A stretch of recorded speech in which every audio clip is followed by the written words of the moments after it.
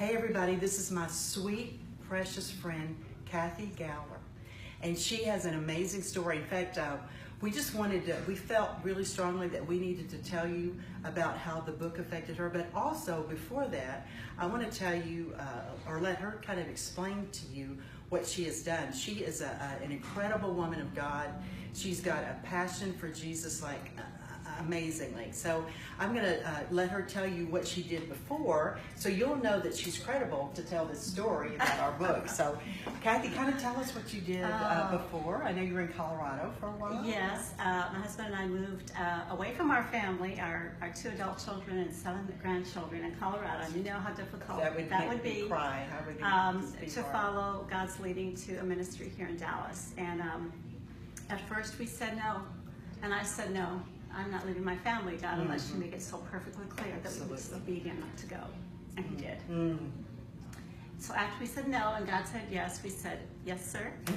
And here we are, and God is blessing us enormously. But I just wanted to tell you, Judy, you gave me a copy of this book about a month ago. Yes.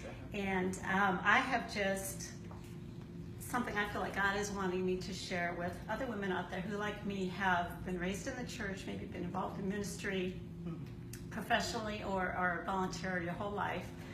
I've worked many ministry jobs that you might recognize, Focus on Family, Compassion International, Every Home for Christ. I led a conference ministry for women called Closer Moms and Daughters.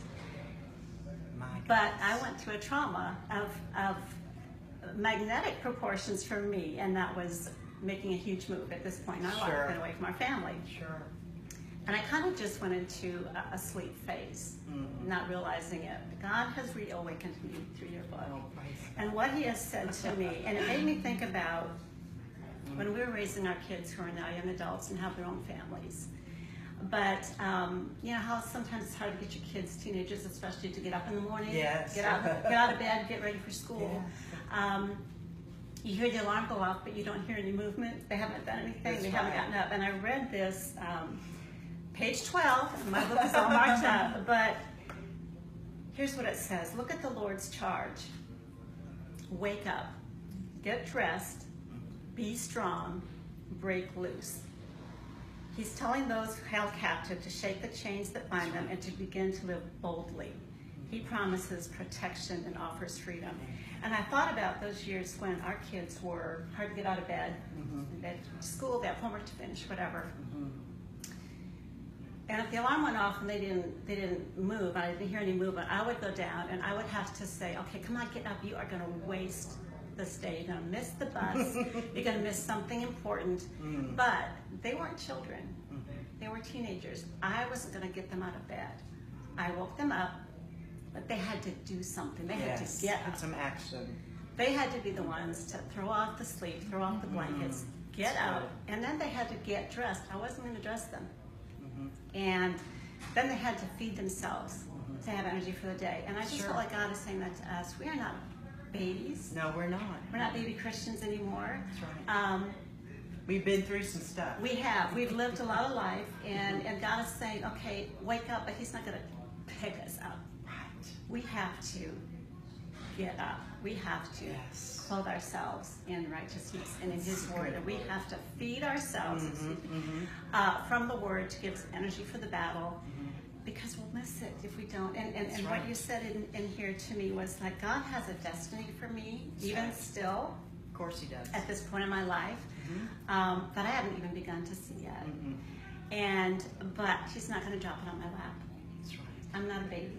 I'm not a baby Christian, so I have to get myself up. I have to dress myself, clothe myself in his righteousness, feed myself in his word, so that I'm equipped to go out and not miss the destiny he has for me.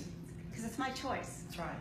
It's my choice. I can stay in bed and be cozy and comfy, or I can make myself get up and get out there and take a risk. That's right.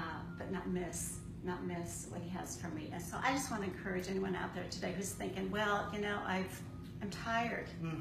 We're all tired. We've been through some life. And life's really hard. Thank you. You know, I love this because, you know, the Bible says be ready in season and out of season. Even when you're not doing exactly what you think you're doing at that time, you need to be preparing You need to be studying. You need to be worshiping. You need to be spending time with the Lord, because your time is coming. And you know, I love what Kathy said, because the Lord's really showed me this. All these things that we have learned, all these things that we've been through is for now. Nothing's wasted. I mean, a lot of people think, well, I did this before, I did that. No, God is going to take everything, this whole picture together, and He's going to put it together for now. So I want you to be encouraged. I want you to get this book, Awaken Sleeping Beauty, and also get the book study. It's out. We've got it in English and Spanish and Portuguese. And we just really feel like this is a word from the Lord. And Kathy, thank you so much. We love you. We appreciate this. And we're going to be praying for you. Thank you for watching today. And we'll talk to you next week. Bye-bye.